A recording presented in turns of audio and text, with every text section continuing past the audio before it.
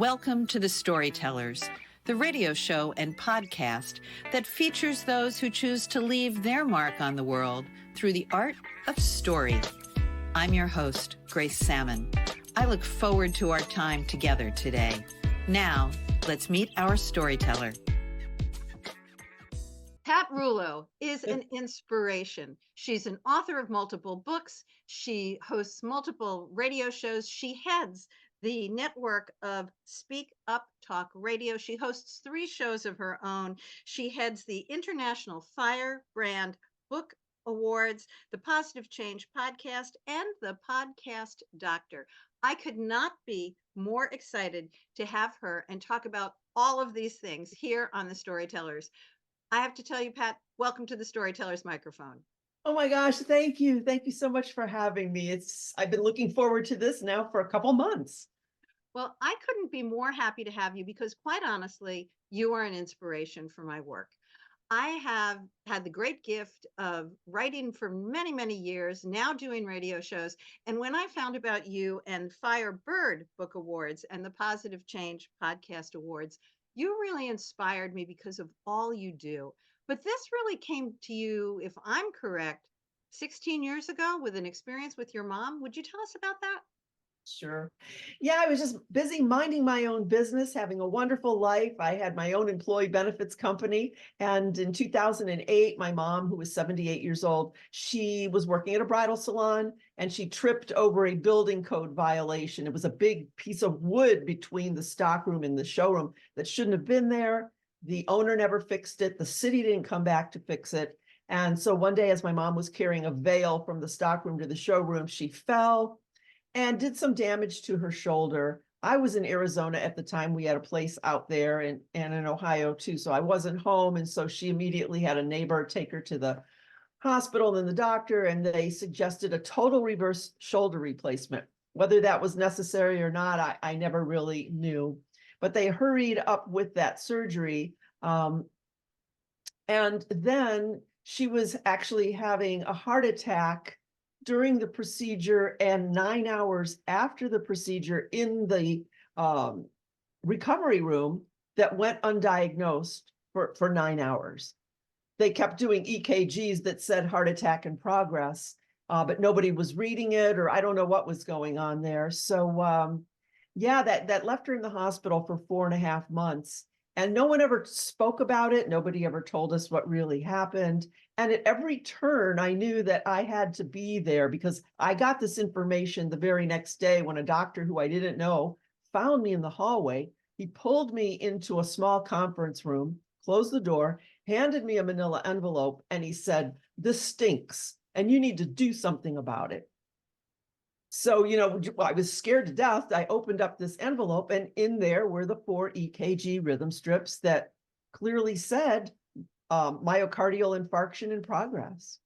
So now I knew this information for the next 4.5 months. No one ever spoke about it. And I just knew I was never going to leave my mom's side. So I pretty much stayed at the hospital 24/7, which caused me to lose my insurance license because I didn't have the opportunity to do continuing education, and I lost that business. So it just cascaded into pretty much of a nightmare.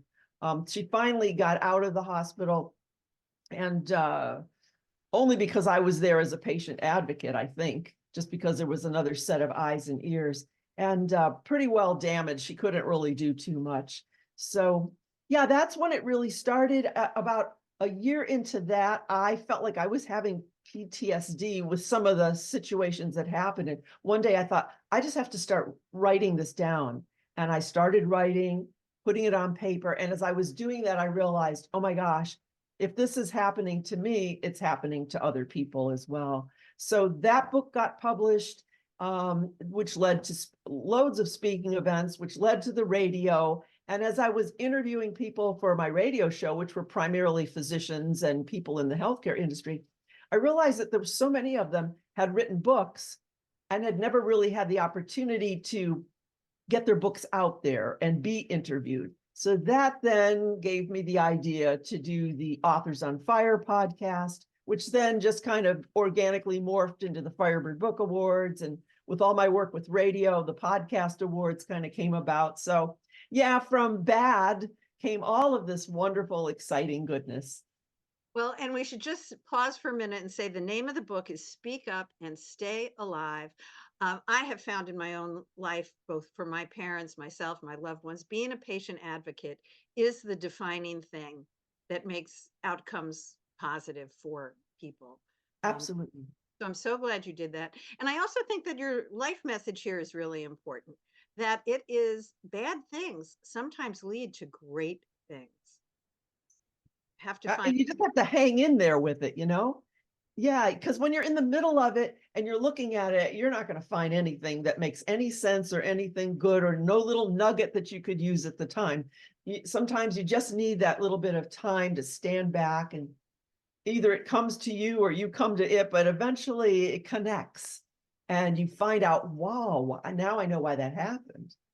You had said that it was important for you to write it down. Was that, you mentioned a little bit of PTSD, but was it also really important for you to communicate that message? It wasn't initially. I did not write it for other people. I just thought, you know what, I need to remember that, because it was so weird that if I don't write this down, no one's ever going to know about it. So, you know, and each day we kept having strange occurrences, like this doctor was about 100 years old, wasn't even part of my mom's care staff. He walked into her room one day with a bunch of little interns behind him. And he was a bed sore guru, is what he said. My mom had a stage 4 bed sore to the bone. He went to the windowsill where I had kept my Clorox wipes, because I used to clean everything every day. He went and got these Clorox bleach wipes, pulled them out, and told this group of young people, here's how you clean a bed sore. And he started cleaning my mom's bed sore with Clorox bleach wipes. Oh my goodness. And that's the kind of stuff that just happened day after day after day. So that's when I thought, I have to write this down. And then the more I started writing, the more I realized I can't keep this to myself. I at least need to put it into some kind of book format. Not planning to do a radio show about it or speaking events. But as soon as the book came out and a few people read it, they were like, can you speak to our group? Can you talk to us? Can you? And then I realized that I had something here that needed to go public. Absolutely. And you say, one thing led to another, and then, all of a sudden there were 2 radio shows, and then there was a network, and now there were awards, but that just doesn't really happen quite as organically, maybe organically, but not as easily as you may have led on. What were the nuts and bolts of that for you? Okay, so let's see. So I did my radio show, Speak Up and Stay Alive, and the speaking events. And as I said, as I was interviewing people for the radio show, that's when I realized that there were a lot of people writing books that really didn't have a way to get their voice to be heard. So to get it out on terrestrial radio shows, because the show became nationally syndicated through Salem Media, so it was on stations throughout the country. So these authors were appreciating the opportunity to get their voice out there, not just locally, but now nationally. So that's how the author interviews started. And I don't really even know how Firebird came about. It was just that as I was reading books, as I was getting ready to do the interviews, I was thinking, wow, there is some good quality information out here. How can I even further that?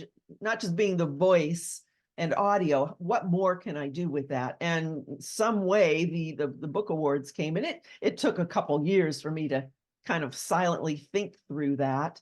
And so then one day I just thought, I decided not to research any other book awards. I didn't want to really know what other people were doing. I thought, let me put this together as I would want it to be if I were an author. And so it wasn't until way after the fact did I look at anybody else to see what they were doing. And some were doing some similar things and some weren't. And that's when I decided to connect it to our pillowcase project, because when my mom got out of the hospital, as I said, she couldn't do anything. She was just sewing and making pillowcases. And every day I'd go over and she had like 10 or 12 pillowcases, to the point where I said, what are we going to do with all these pillowcases? So I contacted Soldiers Angels. This was back in 2009, 10. And we started making military type fabric pillowcases and sent them to soldiers, angels, and then they would forward them on to the troops in Afghanistan and Iraq and out in the Persian Gulf and the Navy boats. And I then eventually helped them set up their own pillowcase project. Then once the troops pulled out, then we started doing locally to homeless veteran shelters and women and children's domestic abuse and violence and homeless shelters. And yeah, so I had never sewn before. So my mom helped me, I bought myself a sewing machine and just have had a blast with it. So she and I were making the pillowcases for years. She passed away in 2016. And sort of as a homage to her, I thought, I'm going to continue with the pillowcases, tie them to the book awards and the podcast awards. And then I met Terry Grail from Enchanted Makeovers, and she has a pillowcase project through her whole homeless shelter renovations that she does. And so she allowed me to make some of the donations tax deductible because she's a charity. So yeah, again, it was very organic, not planned, but it was all connected, back to what happened to my mom in 2008. And this is why you're an inspiration, that you have found, in my words, the perfect way of matching your passions to also giving back, and giving back in some really important ways. I'd like you to talk just a little bit more about what are the parameters for the Firebird Book Awards. And then I want to talk more about the charity work that you do. Okay. Yeah, as far as the Firebird Book Awards, it is an international competition. And I decided to run it quarterly because I am a very impatient person and I would not want to sign up for a book award in January and not know until December. I probably wouldn't even sign up because it would make me a little nuts. So I decided I'm going to do it quarterly, which is a whole lot of work on our end here because you're constantly going through that cycle. But I think people appreciate that.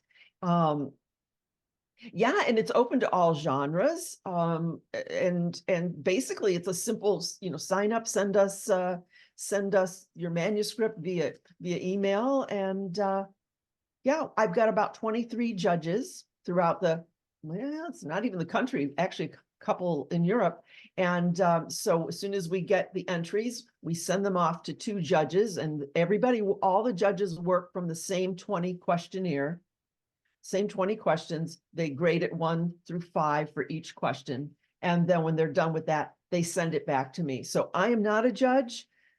I just then pull it all together, aggregate all of that. And the front person, I'm actually the only front person. I don't have anyone else that I allow to speak to any of the folks that enter, because I want it to be a relationship between me and that author that goes beyond somebody just entering a book and then not having any idea of, well, who is this Pat person?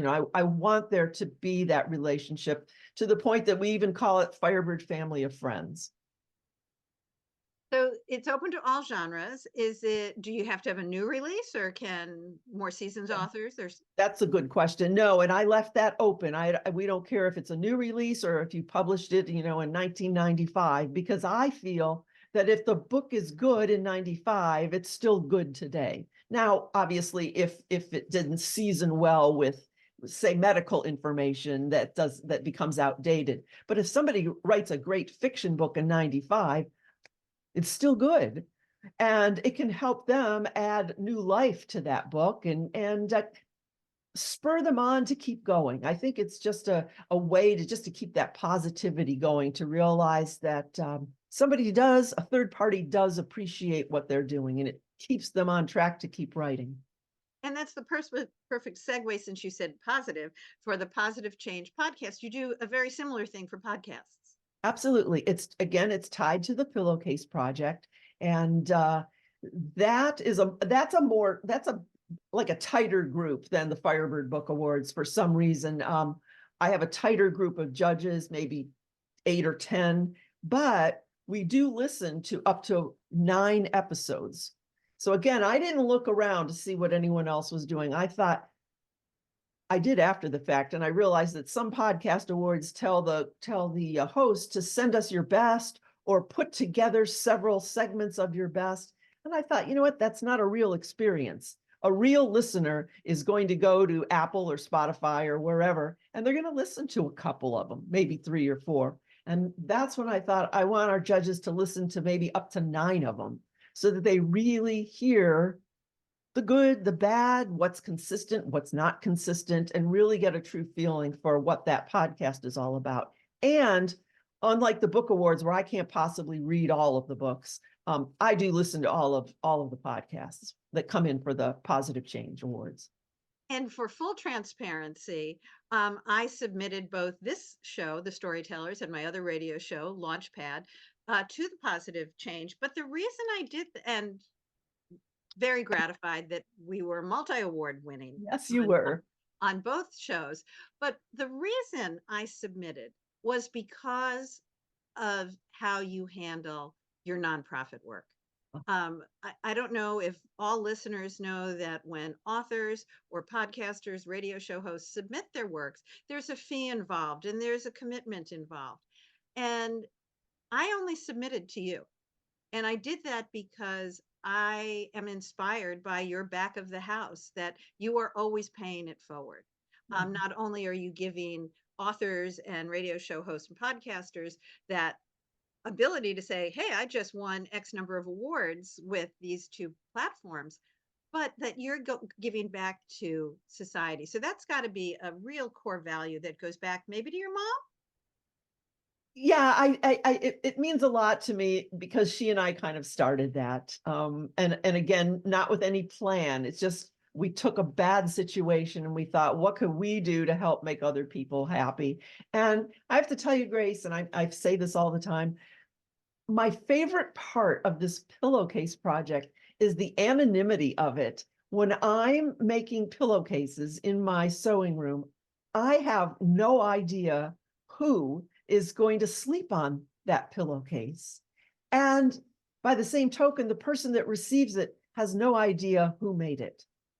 So now we've got this connection between 2 people who will never know each other, but it's through this little simple piece of fabric that isn't really that simple. It's when people go to bed at night, they're falling asleep, they're laying their head on something, and they are now allowed to go into some dreamland, where anything is possible and all the positivity is out there. And that could happen through just that little simple pillowcase. And we now send children's books. So a lot of times, especially children's book authors, instead of just sending us the manuscript, they'll send us a couple copies, signed copies of their books. And then if you tuck that into like a cute pillowcase for kids, can you imagine what that must do to a little person that's in a strange bed, afraid? It's like, who sent this? But I sure love it. Yeah. As do I. Pat, there's so much more we could talk about. What's the best way for people to find out more about you, your work, and maybe get involved at various levels? Yes, speakuptalkradio.com. That's simple. Just speakuptalkradio.com, and they can find us on Instagram, Twitter, all the other places. And just a one stop there, and they'll find all the goodies and more. Pat, thank you for being a guest here on The Storytellers. This has been a copyrighted episode of The Storytellers by Authors on the Air, Global Radio Network, and Grace Sammon. Pat, I look forward to talking to you again. You are the best. Thank you for this opportunity. I so appreciate it. Take care. Thank you. That concludes this episode of The Storytellers. I'm so glad you could be part of the story today. I hope you share the stories, tell your own, and come back for another episode, because when our stories are told, everything changes. I'm Grace Sammon.